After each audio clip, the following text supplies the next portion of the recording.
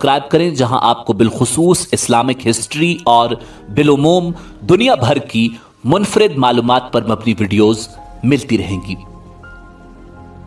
ناظرین، یزیدی مذہب کافی پرانا فرقہ ہے۔ اس فرقے کی جڑیں قدیم ایرانی مذاہب سے جا ملتی ہیں۔ عقائد کے لحاظ سے قدیم زرتشت، مانی و مزدک کے مذاہب سے خاصا متاثر ہے۔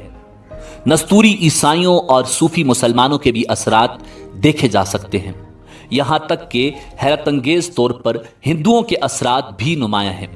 یہ مختلف ادیان و مذاہب کا ایک مجموعہ ہے۔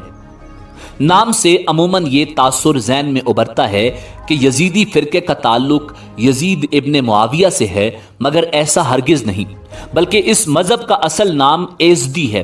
ایزد قدیم فارس میں خدا کا نام تھا، اسی نسبت کی وجہ سے ان کو ایزدی کہا جاتا تھا، جو نامعلوم وجوہات کی بنا پر یزیدی میں تبدیل ہو گیا۔ ان کو اسلام سے روشناس کروانے والے 5ویں صدی ہجری کے ایک صوفی شیخ عدی بن مسافر تھے، یعنی موجودہ شکل میں یزیدی فرقے کی تشکیل شیخ عدی کے دور میں ہوئی۔ اس وقت ان کو یزیدی نہیں کہا جاتا تھا، بلکہ شیخ عدی کی وجہ سے ادویہ کہا جاتا تھا، اور یہ ایک صوفی فرقہ تصور کیا جاتا تھا۔ مگر بظاہر معلوم ہوتا ہے کہ شیخ عدی کی وفات کے بعد ان کے عقائد میں بتدریج تبدیلی آتی گئی اور یہ اپنے سابقہ عقائد کی طرف لوٹ گئے۔ جن علاقوں میں آج یزیدیوں کی آبادی ہے، وہاں آس پاس کے عیسائی اور مسلمان ان کو شیطان پرست کہہ کر پکارتے ہیں۔ گو کہ یہ نام یزیدیوں کو پسند نہیں، مگر یہ حقیقت ہے کہ اس مذہب کا شیطان کے ساتھ بہت گہرا تعلق ہے۔ یہ لوگ شیطان کو نیک فرشتہ مانتے ہیں۔ یزیدیوں کے عقائد کے مطابق اس کائنات کو خلق کرنے والا ایک خدا ہے، جس کا کام کائنات کو صرف بنانا تھا، اس کے بعد اس کا کردار اس دنیا میں نہیں۔ اور وہ یہ مانتے ہیں کہ معاذ اللہ خدا نے جس مخلوق کو خلق کیا وہ ملک طاؤس تھا، گویا ملک طاؤس یعنی فرشتہ طاؤس ان کے مطابق مخلوق کے اول قرار دیا جا سکتا ہے۔ اس کے بعد باقی مزید 6 فرشتے بھی آگ سے خلق کیے۔ کائنات کے امور 7 فرشتے چلا رہے ہیں، خدا نہیں چلا رہا، معاذ اللہ۔ ناظرین، یزیدیوں کا عقیدہ ہے کہ سب سے مقرب فرشتہ ملک طاؤس ہے، اور ان کا ماننا ہے کہ ملک طاؤس ذات خداوندی کا ایک حصہ ہے، اور وہ خداوند اور مخلوقات کے درمیان واسطہ فیض ہے۔ وہ ملک طاؤس شیطان یعنی ابلیس کو کہتے ہیں۔ ان کا عقیدہ ہے کہ وہ ایک توحید شناس فرشتہ تھا، جس کو اللہ نے آدم کو سجدہ کرنے کا حکم دیا تو اپنی توحید پرستی کی وجہ سے سجدے سے انکار کیا۔ اس کی پاداش میں اللہ نے اس کو جہنم میں ڈالا، جہاں وہ 700 سالوں تک گریہ و توبہ کرتا رہا۔ بالآخر اللہ نے اس کی توبہ قبول کی اور اس کو وہی بلند و بالا مقام عطا کیا۔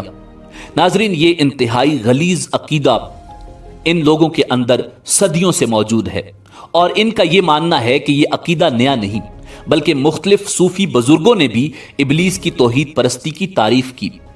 ناظرین، ان کا عقیدہ ہے کہ یہ تصوف کے توسط سے یزیدیوں میں پایا جاتا ہے۔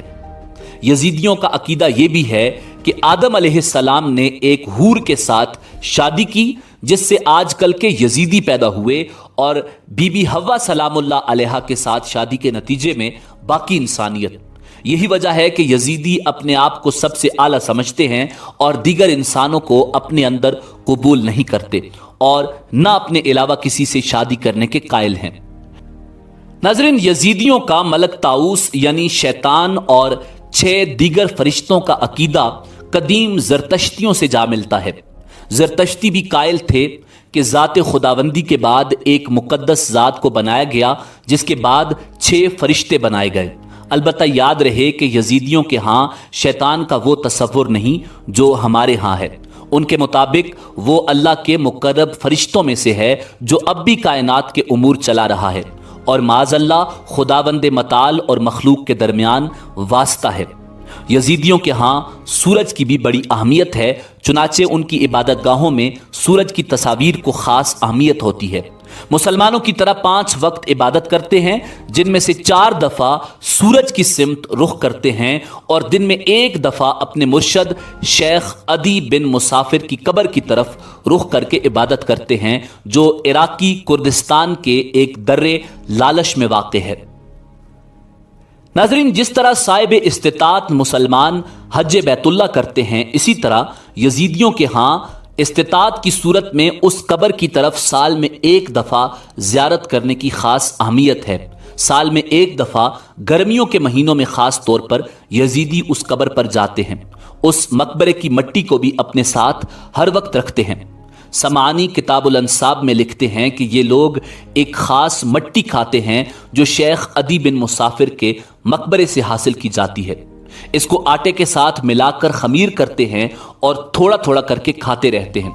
इसको यजीदियों के यहाँ बरात कहा जाता है। नाजरीन, सूफियों की तरह इनके यहाँ भी समा, जिक्र और पीरी मुरीदी है। अलावा अज़ीम मुख्तलिफ सूफी बुजुर्गों जैसे शेख अब्दुल कादिर जिलानी का ये बहुत एहतराम करते हैं। अकायद में तनासुख यानी जन्म के कायल हैं और कई चीज़ों को हराम समझते हैं, जैसे लोबिया और सलाद वगैरह। मुर्गा खाने को भी जायज़ नहीं समझते, क्योंकि इनके बकौल मलक ताऊस यानी इबलीस मुर्गे की शक्ल में है। मूंछों के कुतरवाने को जायज़ नहीं समझते, लेकिन इस्लाह करने में हरज नहीं। इनके यहाँ जो बुजुर्ग या शयूख हैं, उनके लिए दाढ़ी भी लाजमी है।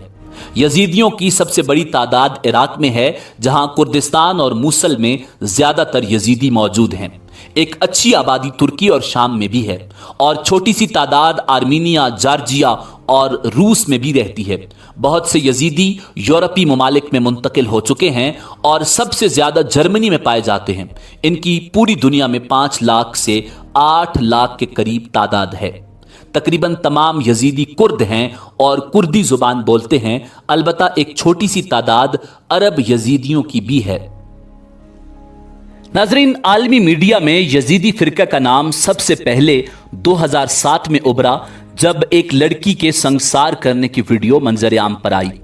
यजीदी कबाइल ने एक लड़की को बुरी तरह ज़दोकोब करके हलाक कर दिया, जिसका जुर्म फकत यही था कि वो एक सुन्नी अरब के साथ शादी करना चाहती थी।